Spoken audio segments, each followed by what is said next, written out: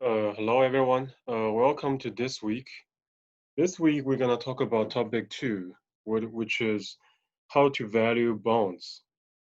And basically we're gonna use some of the methodology that we talked about last time, the NPV uh, method when we try to value bonds. Because if you think about bonds, or later, I mean, when we talk about stocks, right? If you think about these financial security in a way, right? They are no different from a project that generates cash flow each period, right? Because because what's different from a project that delivers cash flow each period is that bonds, it's like a claim, right? It's a claim on a set of cash flows, right? So for example, when government run into a deficit, they will try to issue bonds, right? So what does that mean? That means they issue bonds, and you like or other citizens you buy bonds, right? And when you buy bonds, typically you receive coupon payments each period, right? For example, suppose you buy a 30-year semi-annual coupon bond, right? You typically receive coupon payments half a year, right? And then at the end of the bond's maturity, that is the end of the 30 years, you receive the par value or principal, which we'll talk about later. The exact definition. But the idea is that bonds are just like um, projects in terms of delivering a set of cash flows, a stream of cash flows over time, right? So therefore, we can use the NPV method to value bonds, to value such claims to a series of cash flows, right? That's the idea. So we're going to talk about bond basics and bond pricing, right? So what is the bond and how do we exactly value a bond? And then we're going to talk about how bond prices vary with interest rates, right? Because bonds is financial security, all right? So it's a claim to a set of future cash flows, right? So therefore, it will be subject to some risk, right? So in particular, it's the interest rate risk we are talking about. All right, so that's why we're gonna quantify the interest rate risk bonds has, right? And then we'll try to measure it to measure the interest rate risk a bond has, right? Next, we're gonna talk about the term structure of interest rates, right? Basically, if you buy different bonds of different maturity, right? 10-year treasury bonds or 30-year treasury bonds, they have different yields. I mean, before we go into there, a simple way to understand what is the yield is just that it's the internal rate of return that we talk about in the first topic, right? In the first topic, we talk about how to value a project, right? We talk about the alternative criteria to NPV method is that to look at the internal rate of return. And yield to maturity is, the yield, or in other words, yield to maturity is exactly internal rate of return. And we're gonna expand on it later. And we're gonna explain the term structure. So what is term structure? It basically says the yield actually varies with the horizon of the bond, with the maturity of the bond, right? So a 10-year bond has a different maturity. Oh, sorry, a 10-year bond has a different yield than a 30-year bond. As simple as that, right? That's the idea. Finally, we're going to talk about real and nominal rate of interest. That should be pretty straightforward. So now we're gonna start from bond basics, right? So what exactly is bond, right? So basically, like I just said, it's just a claim, right? If you own a bond, you are entitled to a fixed set of cash payouts, right? It's a fixed set of cash payouts because how much you receive each period is gonna be determined, right? The moment you own the bond, the moment you buy the bond, right? So it's gonna be predetermined. And then every year until the bond matures, or more precisely, or more broadly, every period until the bond matures, you collect regular interest payments, right? So because it depends on the payment frequency, right? If the payment frequency is annual, that means every year you collect regular interest payments. If the payment frequency is semi-annual, right? Which means 6 months, right? You're gonna collect interest payment every 6 months. That's the idea, right? And then at maturity, when you get a final interest payment, you also get back the face value of the bonds, right? Which is the par value, right? For example, you buy a bond and the face value is $1,000, right? So that means at the end of the, suppose you buy a $1,000 30-year bond, right? So that means at the end of the 30-year, you're gonna receive this $1,000, right? And then this par value or face value is also called the bond's principal, right? It's like the face value. And how much you pay for the bond doesn't need to be equal to the par value. All right, so you can pay like $900 for $1,000 bond, right? So the par value of the bond is $1,000, right? You can also pay $1,200 for a bond with mature or with face value equaling $1,000, right? So the how much you pay for the bond doesn't depend on the par value. Actually, depends on the yield or the market interest rate. Right? We're gonna expand on it in a bit. And so, what determines the interest payments, right? So, what determines how much you receive each period, right? It's the coupon rate of the bond, right? Basically, the annual payment is the coupon rate times the par value. And then this coupon rate is gonna be announced to you. It's gonna be determined the moment you bought a bond, the moment you own the bond, right? That's the idea. And the coupon rate, the maturity date, and the par value of the bond are part of the bond indenture.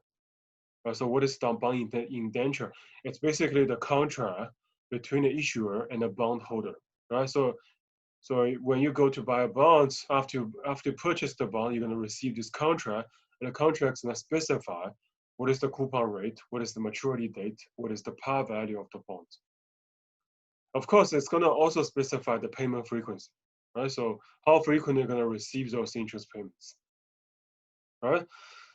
Well, I mean, what would you think about this kind of bond indenture? Is that it's just like a boring lending contract, right? You buy the government bond, that means you are the lender, government is the borrower, right? As a borrower, the government has to pay you interest payments every period, just like you have to pay bank mortgage payments every month, right?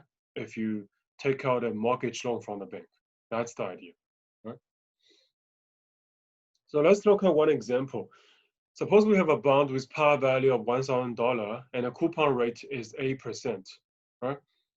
And suppose the par value, suppose the bond is sold to the buyer for $1,000, right? So this is how much buyer pays for the bond, right? So again, this is just one example, right? How much you pay for the bond doesn't need to be equal to par value. It could be more than, it could be less than, right? It's just that for this example, happens to be that how much you pay for the bond is equal to the par value, right?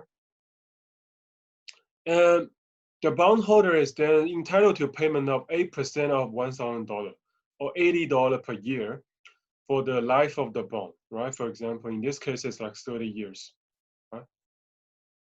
And we can also, I mean, the bond contract can also specify the payment frequency, like I just said, right? So the $80 payment typically comes in like, for example, 2 semi-annual installments of $40 each, right? So this is the typical payment frequency.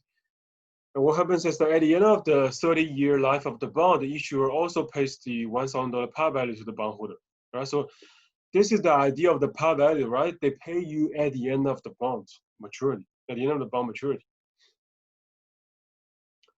So there are different kinds of bonds, right? So bonds, we typically call bonds, right? But notes, they are also one kind of bonds, right? It's just the notes has much shorter maturity, right? So both bonds and notes could be purchased directly. Sorry. Both bonds and notes, they could be purchased directly from the treasury, right? So treasury means you can purchase from the Department of Treasury, just from the government, right? And the note maturity is from 1 to 10 years. The bond maturity is from 10 to 30 years, right? And denomination also varies, right? It could be as small as $100. It can also be $1,000, So amount of $1,000 is the most common one. Right? Now, if you buy the bond, right? I mean, it's very rare that the moment you buy the bond is actually the beginning of the bond maturity. It's very rare, right? I mean, think about it. I mean, then I mean, you cannot have companies and governments issuing bonds every day, right? So therefore, in most cases, when you buy the bond, you actually, I mean, the moment you buy the bond is actually in the middle of the bond maturity, right? For example, the government issues a 10-year treasury bond, let's say 1 month ago, right? And 1 month later, right, you buy this bond, right? So the moment you buy the bond is actually in the middle of the maturity, right? So in this case, the price is going to be different, right? Because why? When you buy in the middle of the maturity, you don't receive the whole series of cash flows, right? You only receive the remaining stream of cash flows, right? So that's why, I mean, there's no reason that the government asks you to pay more, right? Because I mean, you only pay how much is you only pay the value of the remaining cash flows of the bond, right? If you buy the bond in the middle of the bond maturity, that's the idea, right? And when I say you buy the bond in the middle of the bond maturity, that essentially means you purchase the bond between coupon payments, right? So in that case, the buyer has to pay the seller for accrued interest, the prorated share of the upcoming semi-annual coupon. Now suppose, I mean, of course, suppose the bond has semi-annual payment frequency. So, for example, if 30 days have passed since the last coupon payment, and there are 182 days in the semi-annual coupon period, then the seller is entitled to a payment of accrued interest, right? So what is the accrued interest here? Because obviously 30 days have passed, right? So the accrued interest is going to be 30 divided by 182, right, of the semi-annual coupon. So in that case, the sale price of the bond will be equal to the stated price plus the accrued interest, right? So the two things here. The first thing, when you are buying a bond in the middle of the bond maturity, right? The price is already different from the price that you pay if you buy the bond from the beginning of the maturity, right? Because this makes sense, right? If you buy from the beginning of the bond maturity, you pay more, right? Because you have more cash flows, right? You have full set of cash flows, right? If you buy in the middle of the maturity, you actually receive a smaller set of cash flows or less cash flows, right? So therefore, you only need to pay less, right? For example, suppose there are 30-year bond, right? You buy when there are 20 years remaining, right? So that's why the price also reflects that fact, right? You only need to pay the value of the remaining cash flows, right? This is the first one. Second one is what we talk about here, right? So you buy in the middle of two coupon payments, right? So therefore, you need to pay the stated price. That is the market price, right? So this already takes care or just equaling to the value of the remaining cash flows of the bond, right? Plus the accrued interest, right? The accrued interest from the last coupon payment. That's the idea.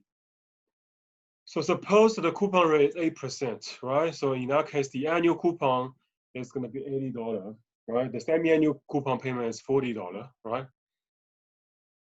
And because 30 days have passed since the last coupon payment, the accrued interest on the bond is $40 times 30 divided by 182, right? Which is 6.559, right? So this is the accrued interest, right? Because the 30 days passed, right? So, and then if the quoted price of the bond is 990, right? In that case, this is the market price of the bond, obviously, right? So then in that case, the invoice price will be 990 plus the accrued interest. So the total is going to be 996.59, right? Now, I just give you a kind of overview of all different kinds of bond. I mean, in other words, the bond basics, right? I mean, whatever bond that is, they have the basic structure, right? The coupon payment, the payment frequency, the maturity, the par value, right? So these are the basics of the bond, no matter what kind of bond it is, right? Then we're going to talk about different kinds of bond, right? So for example, you can have corporate bonds, right? Because company from time to time, they have to raise financing. They have to invest their projects, right? They have to raise money from the investor, right? So that's why they have to issue corporate bonds. And there are different kinds of corporate bonds, right? The first one is called callable bonds, right? So again, the bonds that I talk about here, they are very different from the normal bond, right? So the normal bond, they're just like, they have the structure, they have the basic structure that I talk about, right? With no additional rights, right? These bonds, they have the additional features on top of a basic corporate bonds, right? So suppose you have a callable bonds. So in that case, these bonds are issued with a call provision, right? I mean, if you know option, you know that you might be aware of like call option, put option, right? So these are different kinds of options.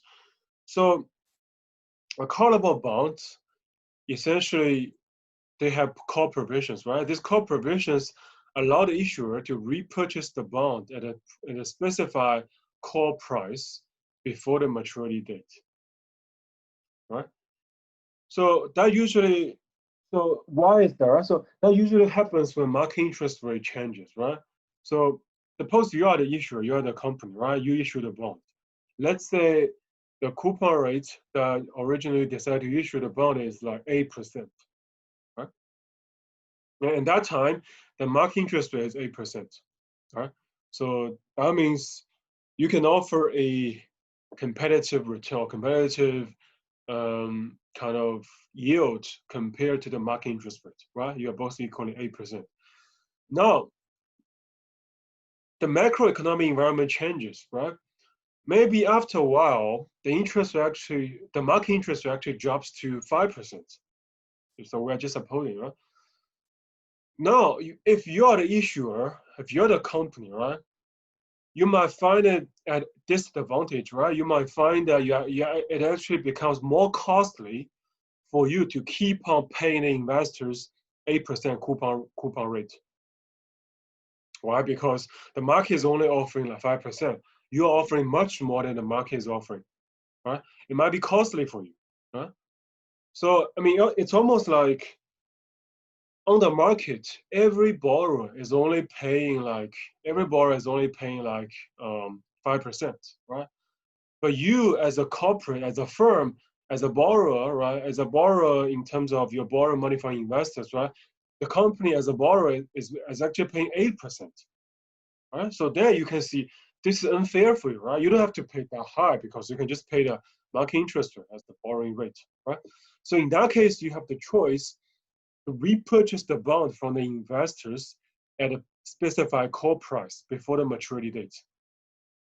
So that essentially means you tell the investors, I don't want to pay the remaining payments. I'll just pay you this pre-specified call price and the bond contract is done. That will be it. Right? So this way, if you think that in the future the market interest rate is going to keep on going down, right? Then it's better for you to kind of repurchase the bond at a specified call price and then reissue the bonds at a market interest rate, right? Because this saves you the cost of having to pay a higher coupon payment, right? That's the simple idea. The second type of corporate bond is called convertible bonds. Again, this gives you additional feature on top of the normal corporate bonds, right? This kind of convertible bonds give bondholders an option to exchange each bond for a specified number of shares of common stock of the firm, right? So this is like you can convert from bond to equity. That's the idea. Right?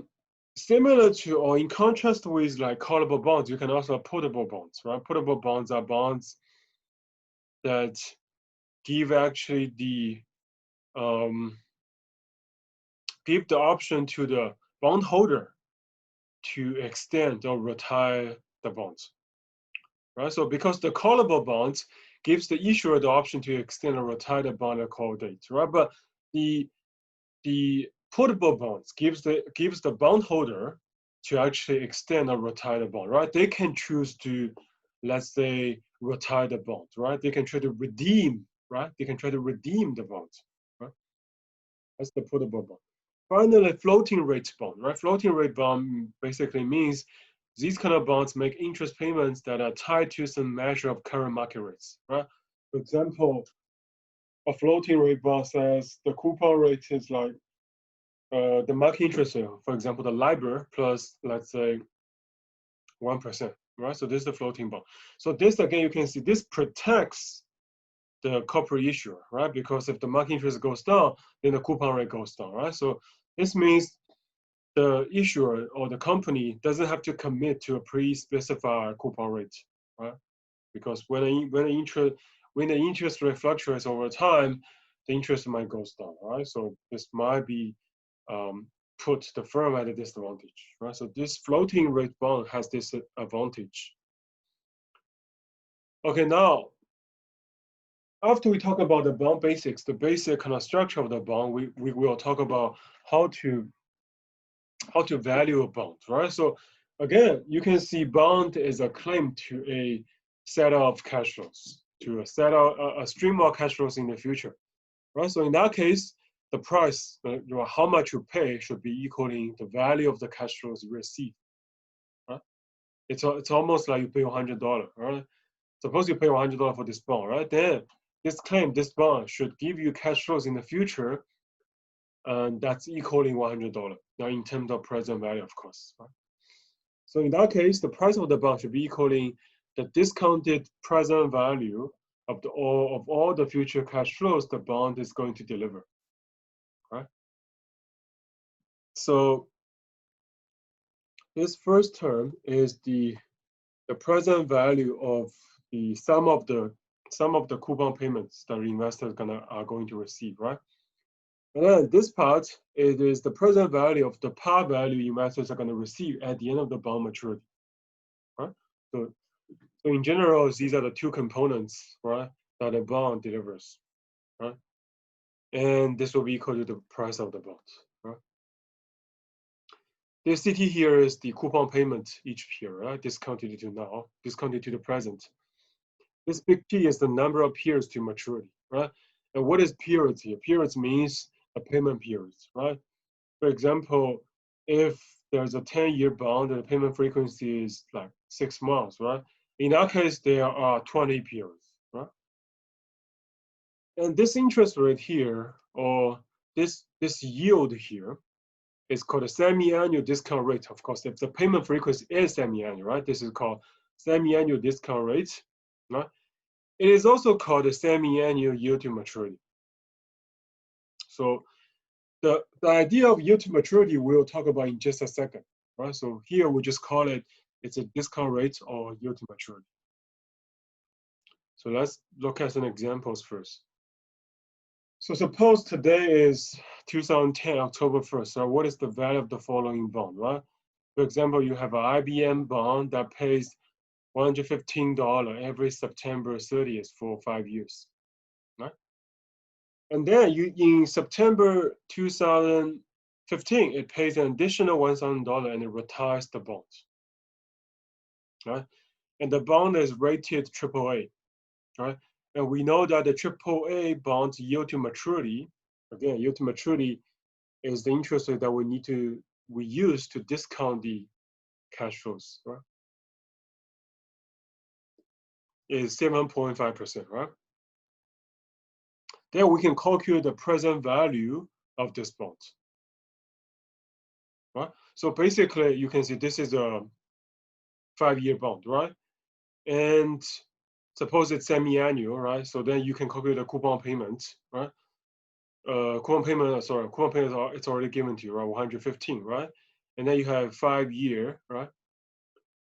And let me see. And par value is $1,000, right? So $1,000 at the end of the 5-year, right? So in that case, you can calculate the present value using this formula here. This is the idea. Oh, sorry. And then the payment frequency here is annually, right? So every September 30th, right? So that means you only have You only have 5 periods, right? First year, second year, third year, fourth year, 5 year. That's the 5 periods. Right? And another example here, suppose French government, they have a bond, right, which is called OAT. The bond pays interest and principal in euros, right? So suppose in October 2011, you decide to buy 100 face value of the 5% OAT maturing in October 2016, right? So then we can again calculate the present value, right? The present value, how to calculate it, right? So you have you have 5-year maturity, right? Because you buy in 2011, the bond matures in 2016, and the face value 100, coupon rate 5%, right? Again, annual payment frequency, right? You can calculate the present value. So in that case, the price of this 5% coupon rate OAT will be quoted as 112.11%, right? So this is the common way to call the price of the bond. Right? So you can try to use the formula illustrated here to calculate the bond price in this example and in this example. Okay, now we're gonna define what is yield to maturity. All right, so you can see in the previous 2 examples, I show you how to calculate the bond price, right? So then what is the yield to maturity of a bond, right?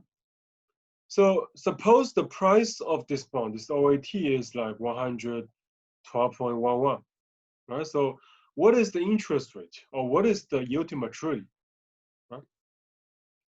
In order to answer this question, we need to calculate the internal rate of return investors get if they buy the bond and hold it to maturity. This is essentially the interest rate, or the yield to maturity, right? So now we do the calculation in the reverse order, right? The left-hand side is the price of the bond, right? On the right-hand side, these are the 5 periods, right? In the first 4 periods, these are the coupon payments, right? In the last period, you receive coupon payments plus the principal, that's $100, right?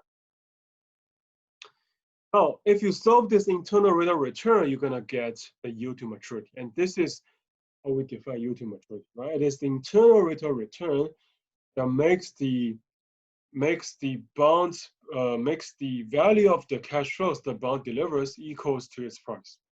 Right? So that's the idea. I mean, it's almost like, what is IRR, right? What is the internal rate of return? It's the rate of return that makes the NPV equals to 0, right? So what is NPV equal to 0? That means the cash flows that is delivered by the project equals the initial investment. Right? Similarly here, the bond price is your initial investment. The value of the cash flow you receive from the bond is the cash flows generated from the bond. Right? Same idea. So again, definition is already here. Right? So it's the interest yield to maturity is the interest rate that makes the present value equal to its price. And this is the way to calculate this internal rate of return. Left-hand side is the price, right-hand side is the value of the cash flows, the present value of the cash flows. Right? So the yield to maturity can also be interpreted as the compound rate of return, right, over the life of the bond, right? But the implicit assumption, if we interpret it as in compounded return, is that the bonds coupon payments, they could be reinvested at that yield, right? That's the implicit assumption. So suppose the yield is like 5%, right? So that means every year after you receive the coupon payments, you can reinvest those coupon payments into using that kind of yield, using that kind of interest rate, right? So that's why it's the yield to maturity will be the compound rate of return, right? I mean, in other words, this is almost like saying this is the opportunity cost of capital, right? If I don't invest or buy this bond, this is the alternative rate of return I can get. And what is the alternative rate of return? It's when I use the coupons and reinvest, all right? This is how much I can get. Okay, so let's look at one example. Suppose there's a bond.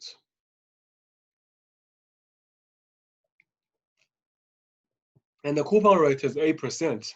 The bond maturity is 30 years. And the bond price is this, right? So 1,276.76, right? The question is, what is the average rate of return, right? Now, you can just use the formula that is illustrated above, right? The left-hand side is the price, the right-hand side is the present value of the cash flows, right? And you have 60 periods, right?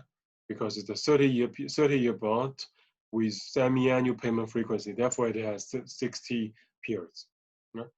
Then solve this internal rate of return, it's going to be the yield to maturity. Right? Now, after we talk about yield to maturity, we need to make some distinctions, right? Because there are different kinds of yields we're talking about. And yield to maturity is just one of them, right?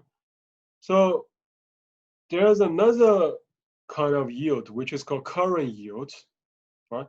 And how do we calculate the current yield? It's essentially the bond's annual coupon payment divided by the bond price, right? This is the bond's annual coupon payment divided by the bond price. And this is basically the current yield, right? So, and we have this relation actually between the current yield and yield to maturity, right? Now you can see that what's the major difference between the current yield and the yield to maturity, right? So current yield is it's a simple way to calculate it, right? The annual coupon payment divided by the bond price. That's the current yield. Right? But yield to maturity is different, right? So it assumes that you hold a bond to maturity. This is the rate of return you can get, right? In other words, it's like a holding period return, right? So if you have a premium bonds, right, where the bonds they are sold above the par value. For example, you have $1,000 par value bonds, and the bond is sold for $1,200, right? So this is a premium bonds. In that case, the coupon rate will be greater than current yield, and which will be greater than yield to maturity. Why? Because the coupon rate is the coupon payments divided by the par value, right? And we know that the par value is less than the price. So in that case, the coupon rate must be higher than the current yield, right? And the current yield also is higher than the yield to maturity. Why? Because the yield to maturity accounts for the built-in capital loss on the bond. Right? So you can think about the current yield. So the current yield is essentially when the capital loss haven't kicked in. So what is capital loss? That is when the bond prices goes down. Right? So when the bond prices goes down, this is when the capital losses happen. Right? So then why would bond prices goes down? Because there are less and less remaining periods, right? So therefore, the value of the remaining cash flows become less and less. And that is what there's building capital losses. And the other reason is also because we are talking about premium bond, right? Premium bond, the bond is sitting above the par value, right? But over time, their prices are going to converge to the par value because when there are less and less remaining periods, the difference between the bond price and the par value will be smaller and smaller, right? Because at the end of the last period, you're going to receive par value, right? And then the value of the bonds in that very last period will be very similar to the par value that you're going to receive at the end of the bond maturity, right?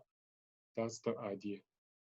And on the other hand, if you have a discount bonds, right, so where the bonds are sitting below the par value, right? For example, if the par value is $1,000, the bond is currently sold for, let's say, 900, right? So in that case, you can have the logic the other way, right? The coupon rate is the coupon payment divided by par value. Par value in that case is greater than the price, right? So in that case, the coupon rate is less than the current yield, right? In that case, the current yield is also less than the yield to maturity, right? Because now the yield to maturity actually accounts for the built-in capital gains on the bond. Why? Because over time, the discount bond, the price of the discount bond will be converged to the par value, right? So that's why it's going to go up, right? Because the par value is greater than discount bond, right? So that's why we have this relation between the three, sorry. So, and then when we talk about these relationships, we cannot avoid talking about how do bond prices evolve over time, right? And we know we know how to calculate bond prices, right? It will be equal to the value of the cash flows that a bond promises, right? So a bond will sell at the par value when the coupon rate equals the market interest rate, right? And now, when the coupon rate is lower than the market interest rate, right? So that means this you can think about from investor perspective, right? If the coupon rate is lower than the market interest rate, right? So why would I buy this bond, right? Because the market is offering a high interest rate. It's basically I can just deposit my money into the bank, right, and earn a higher return, right? So in that case, the coupon payments will not provide investors a high return, right? The way that investors are going to profit from buying those bonds is by capital gains, right? So in that case, the issuer has to discount the bond, which means the issuer has to offer a cheaper price for the bonds in order to attract investors, right? So that's why in this case, these are called discount bonds, right?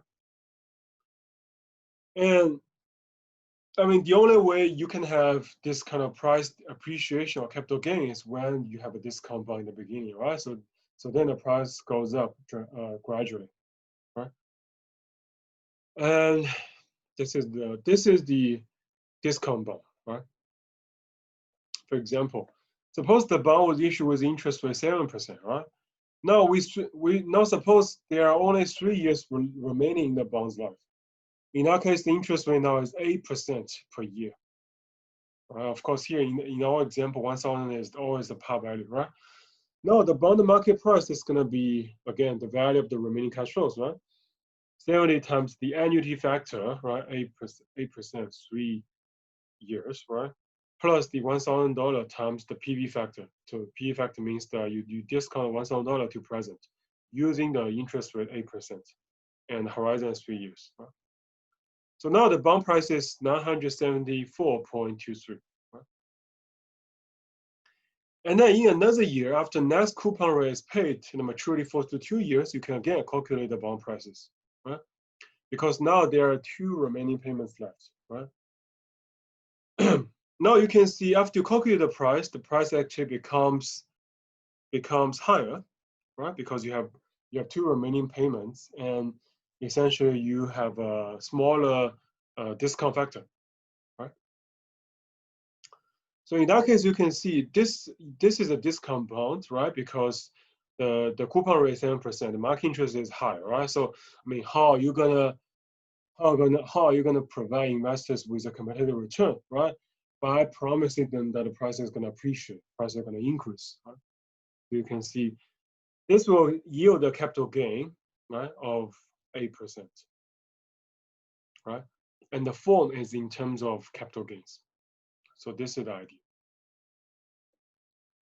So this is discount bond. Of course, you can have premium bonds, right? So, but in general, so when you have a premium bond, essentially when you buy the bond at a premium relative to the par value, right? So why is this bond more expensive than the par value? It is because the coupon payment is much higher than the interest payment. Than the market interest rate, right? Suppose the market interest rate is 7%, then the coupon rate is 8%, right?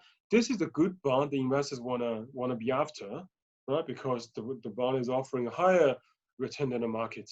In that case, investors will drive up the price. Right? So when bond prices are set according to the present value formula, then any discount from the par value, which is usually the case with the discount bonds, it will provide an anticipated capital gain, right? And then this implicit capital gain will augment a below market coupon rate by just enough to provide a fair total value of return. Right, so this is kind of idea. And on the other hand, if you have a premium bond, right, if the coupon rate exceeds the market interest rate, investors will bid up the price of these bonds above their par values. This is the premium bond, right? So in that case, we can see because you have a higher coupon rate than the market interest rate, then there will be capital losses. Right? Then in that case, as the bond approach maturity, they will fall in value, right? Because fewer of those above market coupon payments remain, right? So therefore, the value of the price, the value of the bond or the bond price will go down. And in that case, the capital losses will offset the larger coupon payments. Right? You can see on equilibrium, these kind of things all cancel out. Right? So this is essentially actually says that well, whatever bonds you're holding, as long as the maturity is similar, right? These bonds should always offer the competitive rate of return relative to the market, right? That's the idea. Now, a very special kind of bond is called zero coupon bond, right? So zero coupon bond is a very special type of bond because it doesn't have any coupon payment, right? It only has the beginning of the bond, then investors receive par value at the end of the bond maturity. There's no intermediate coupon payments. Right? And US Treasury bills, they are examples of short-term zero coupon instruments, right? So if the bill has face value of 10,000, the Treasury issues or sells it for some amount less than 10,000, right? And then they will agree to repay 10,000 at maturity. Right? So then you can see that because there's no coupon payment, of course, there's no coupon rate, right? So all the investors' return comes in the form of price appreciation, right? So in that case, definitely going to pay much lower when you buy this kind of bonds.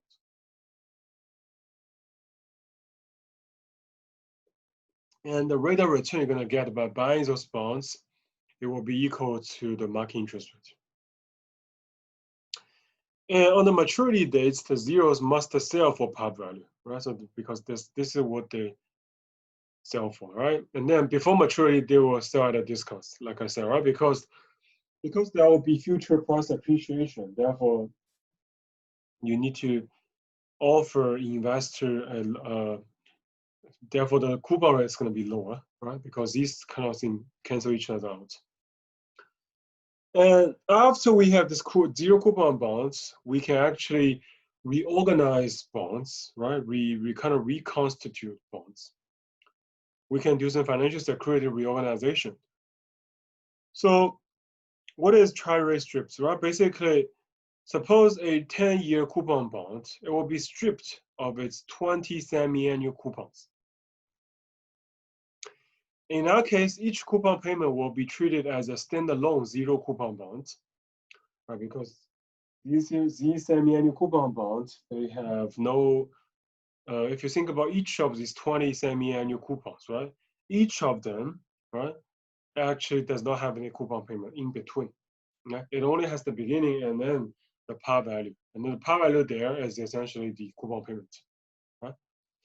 Now, the maturity of these bonds will thus range from 6 months to 10 years, right? Each of those 20 semi-annual coupons. And the final payment of principal will be treated as another standalone zero coupon bonds. Right? And then if you stripped those independent bonds from the 10-year coupon bond, each of the payment will be treated as independent security, right? Because it has a claim for cash flow, even if it doesn't have any intermediate coupon payments. And these zero coupon security, they are called Treasury strips, right? Because it is stripped from Treasury coupon bonds, right? And it's called Treasury strips because they're all zero coupon bonds.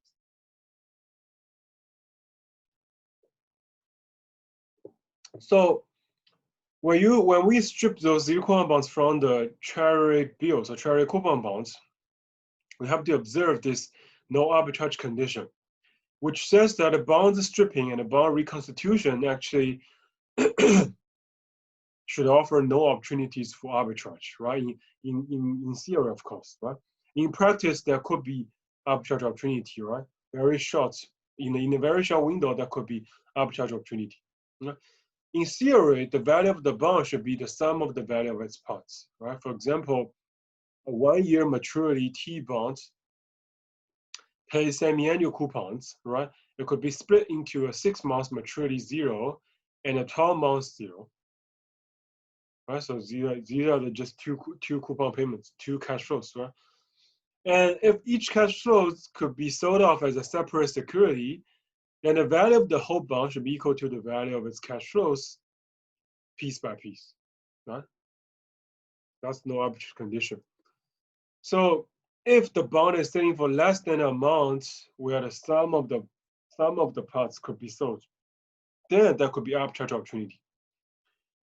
Right? So for example, suppose the sum of components has a higher price than the standalone coupon bond, right? So in that case, investment banker, they can just buy in this standalone cherry coupon bonds, right?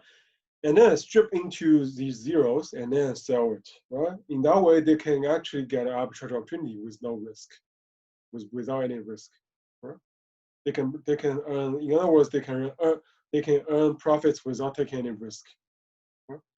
That's the idea. And if it's the other way around, they can do the other way around. So for example, if the standalone is much more expensive, the investment banker, they can buy the separate parts, right? Buy the zeros and then reconstitute them into a standalone coupon bond, right? Because they are just financial security. I mean, they're just like claims, right? I can reconstitute as long as I have cash flows, I can reconstitute those cash flows into a new security. Right? This is the basic idea. Okay, now we have talked about the basic, let's say the bonds basics. We're gonna move on to talk about how to measure, how to measure the interest rate risk the bond has entailed, right?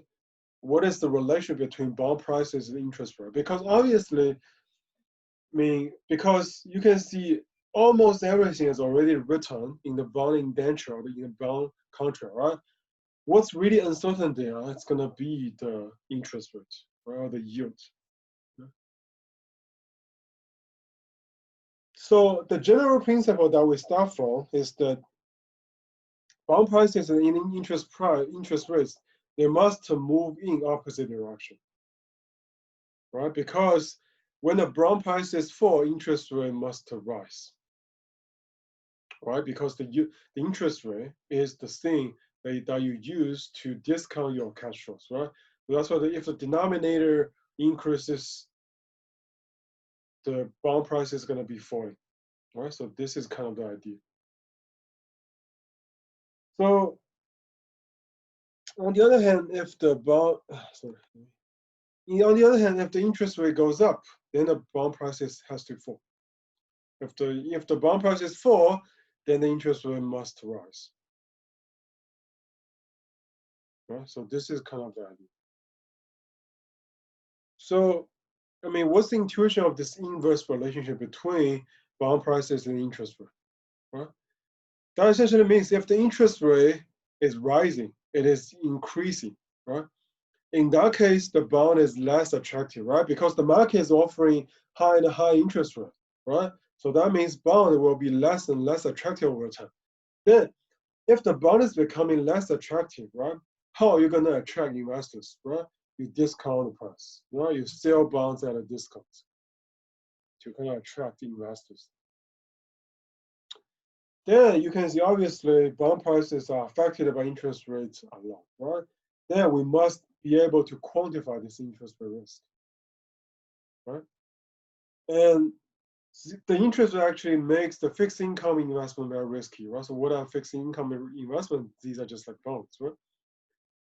So in a competitive market, all the security, they must offer investors fair expected rate of return, right? So if the market interest rate rises to 9%, the bond prices must fall until the expected return increases to 9%. Right? So that is why there's an inverse relationship between the bond prices and yields or interest rate.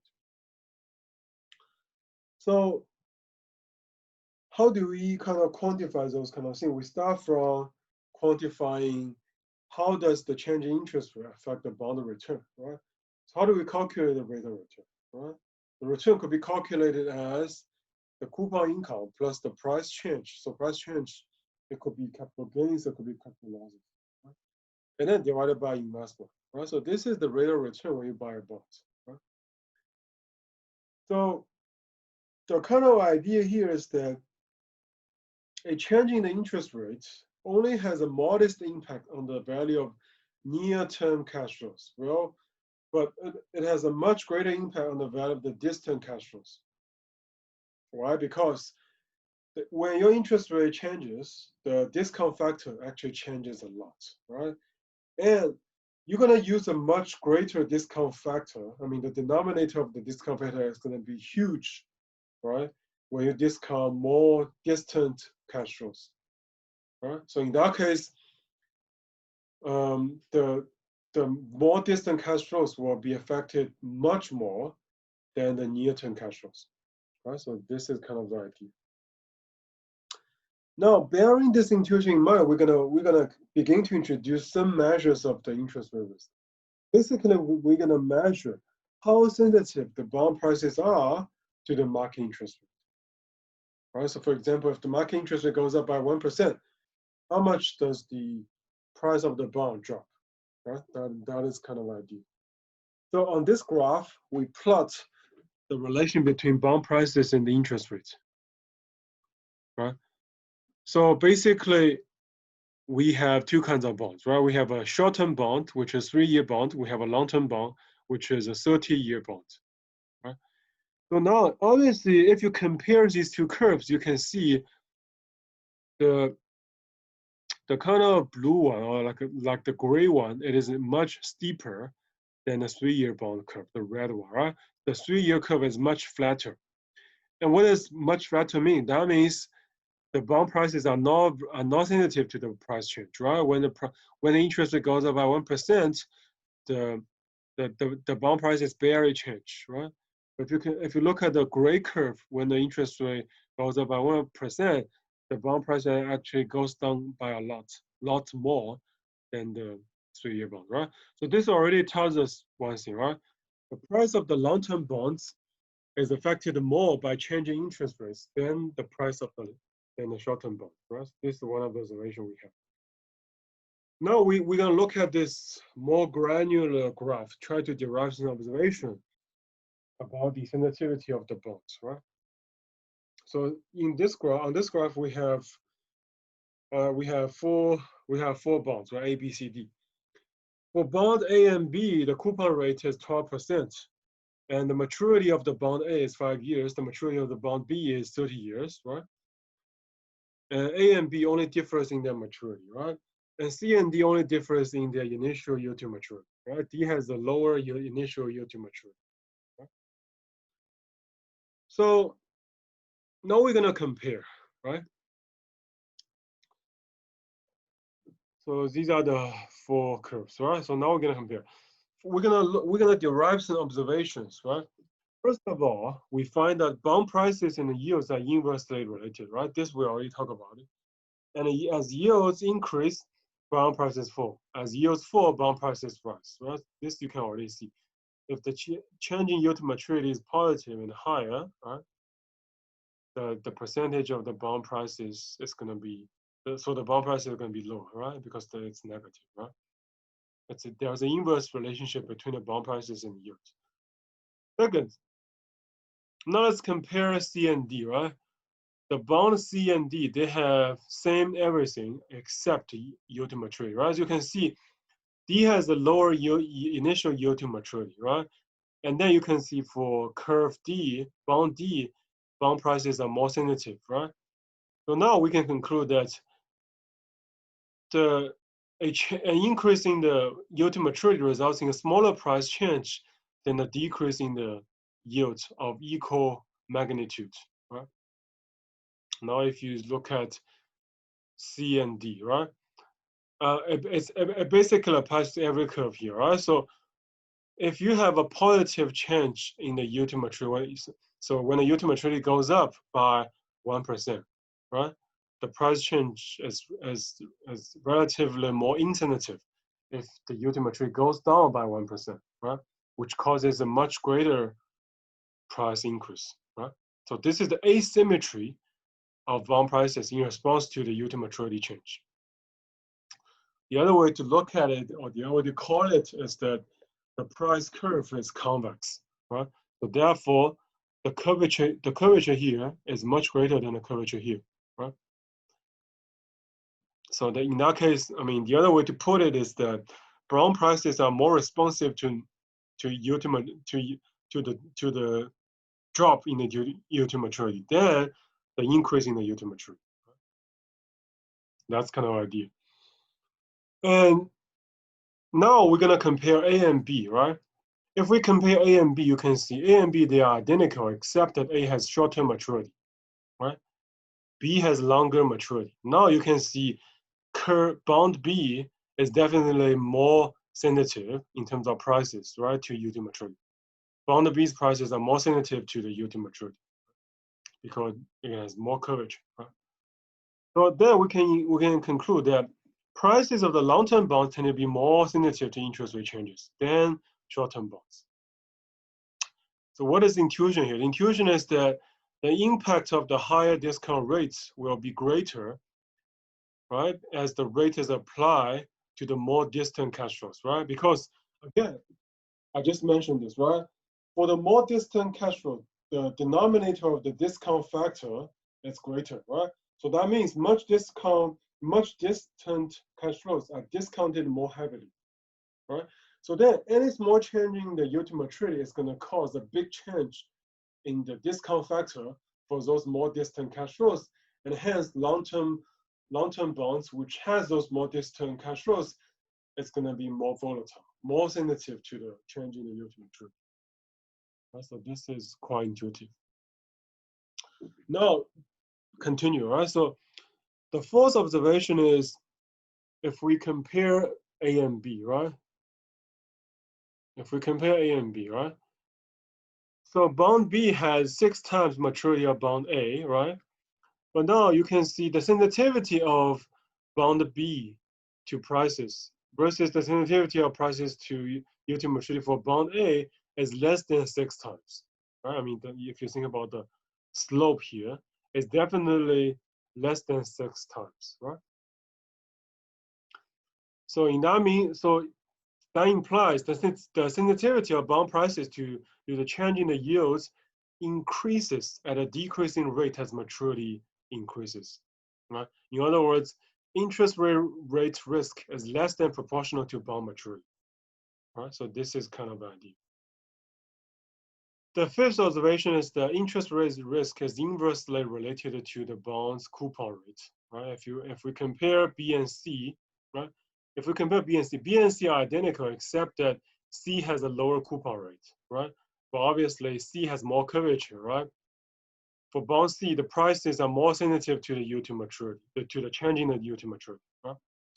So this gives us observation 5, right? Which is prices of the low coupon bonds are more sensitive to changes in the interest rates than prices of high coupon bonds, right? That is the conclusion. Finally, if we compare C and D, right? So D has a lower initial yield to maturity, yet D is more convex, or D is more sensitive to the yield to maturity change, right? In that case, the sensitivity of the bond prices to the change in the yield to maturity is inversely related to the yield to maturity, right? So that means lower yield to maturity, greater sensitivity to the greater sensitivity of the price to yield. So this is the 6th initial observation we have if we plot the price and yield relationship on a graph. Right? So now we're gonna look at one example here to kind of look at how bonds are sensitive to how bond prices are sensitive to yield to maturity. Right? So we're gonna introduce the concept that can measure the interest rate risk in a bit. Suppose we have two coupons, right? 3% coupon bond, 9% coupon bonds, right? They are otherwise identical, right? So that means the par value is the same, the horizon is the same, right? And we assume the annual coupon payments and the yield to maturity is 4%, 4% a year, right? So now you can see, in the case of the 3% coupon bond, right? You can see the average time to each cash flow is longer, right?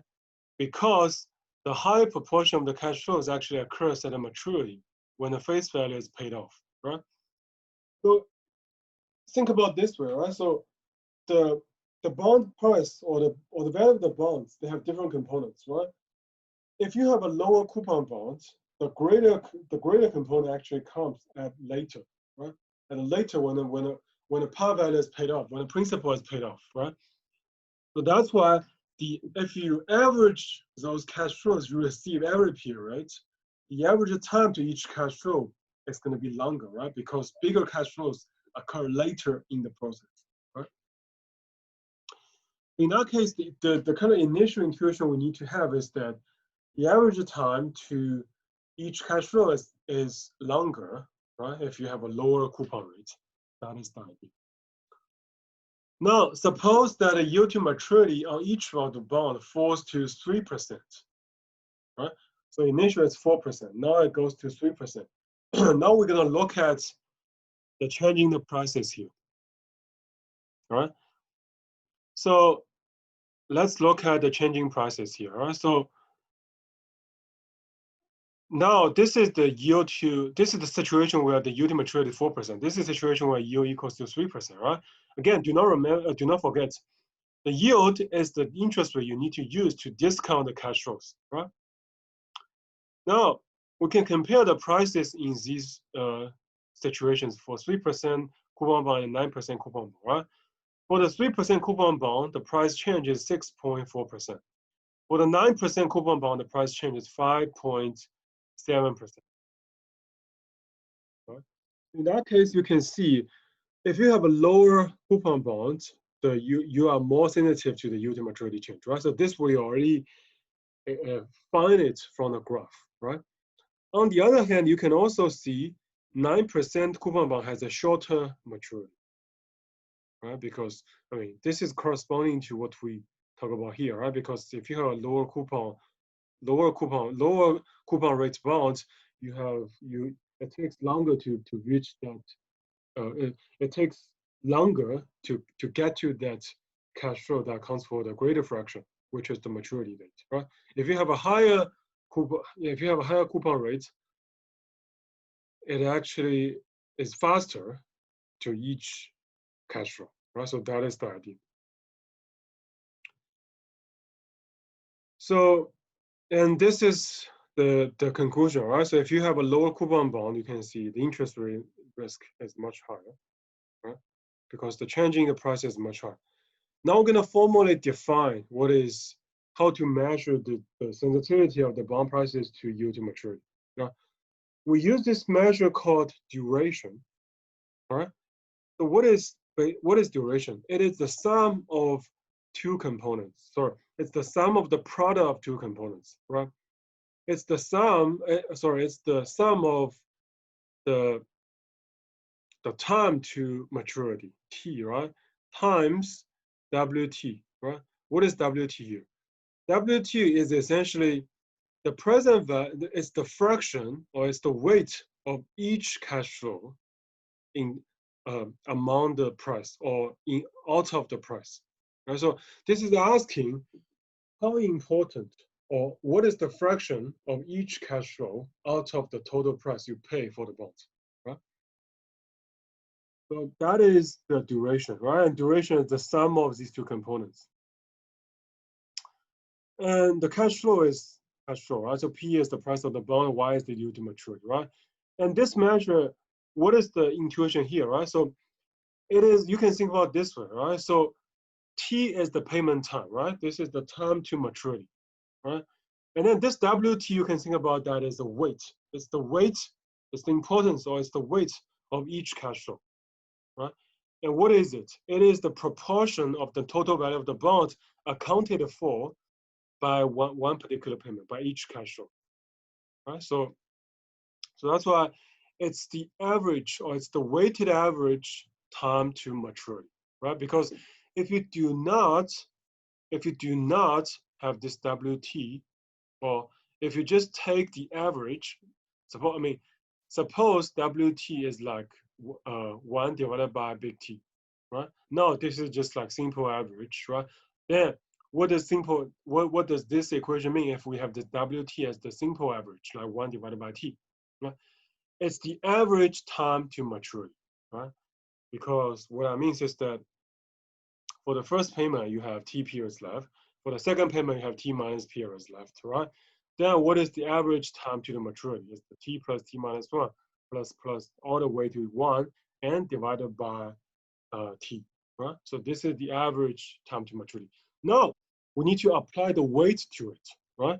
So what is the weight? Weight is how important each cash flow is in terms of the price or out of the price, right? That's why it's effectively, it's also measuring the effective maturity of a bond, right? Because each cash flow should not be counted as the same, right? So therefore, you need to apply weight. So this is the measure of the duration, the formula how we calculate duration. Now, a couple of properties of duration here. Duration essentially is the it's the effective maturity of the bond, right? Effective maturity. So for the zero coupon bonds, it will be just equaling the maturity, right? Because there's no intermediate coupon payments there, right? It's just one, right? It's just one payment, right? And for coupon bonds, the duration will be less than the actual maturity, right? Because it is the weighted average of all of the time to maturity for each payment, right? So why do we need this duration measure? Because obviously you can see it measures how bond prices changes when the interest rates change, right? So why is that? Because you can see we already have, right? What we already have is the fraction of each payment, right? Now you can see when the yield to maturity changes, right? It's gonna change the weight. Right? It's gonna change the weight. The weight is gonna change, right? Therefore, the effective maturity is gonna change as well, right? And then this is gonna reflect how sensitive the bond prices are to the yield to maturity. And this is going to capture all the previous properties we actually see by plotting the bond prices against the yield maturity. So we're gonna look at this in a little bit. Now another kind of simplified version of the duration measure is we can use the duration divided by 1 plus the yield to maturity. So this is the modified duration, right? So now we have these two measures. We're gonna see why this is essentially the measure we need to measure interest rate risk, right? The idea is simple, because if we have a price yield curve, right, how do we measure the slope? Right? Let's going back to here. Let's look at a curve, right? Let's look at how do we measure the sensitivity of a price yield curve. we need to look at a slope. Right? What is the slope? Slope is essentially the changing prices divided by changing the yield to maturity on the line that is tangent to this curve. Right? This is how we usually measure slope on the curve. Right? Now we know how to measure this, right? But I mean, because the price yield curve is definitely not a straight line, right? We cannot use, let's say, the slope. I mean, we can only use the slope of the line that is tangent to the curve, right? So then it turns out to be that when we expand the equation of the so here, this is the changing the prices, this is the changing the y plus 1 plus yield to maturity, right? The duration here, it happens to be the slope of the line that is tangent to the price yield curve. All right. And then if we have the modified duration, it is exactly the slope of the line that is tangent to the price yield curve, right? So therefore, the duration, it is the sensitivity of the changing prices to the changing yield to maturity. Right? So I don't want to go to those mathematical derivation because it's going to be very complex algebra, right? But you just need to know that why do we need this measure? Because this measure actually measures the slope of the line that is tangent to the price yield curve. And it could measure the changing the bond prices in response to the interest rate changes, right? So this is kind of idea. And this numerical example tells you how to calculate the duration, right? So you can take a look and calculate by yourself. Okay, so now let's take a break. After the break, we're gonna continue.